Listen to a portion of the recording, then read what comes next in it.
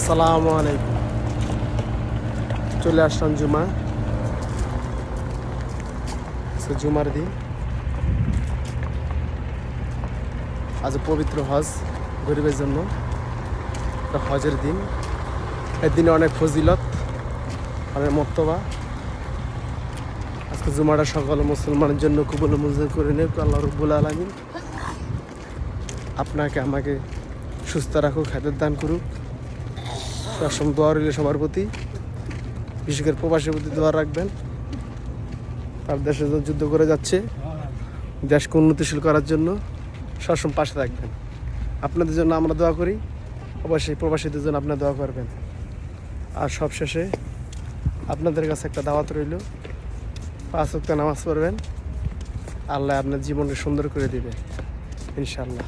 সবাই ভালো থাকবেন, সুস্থ থাকবেন এই কামনা করি। ইনশাআল্লাহ আমার পাশে থাকবেন।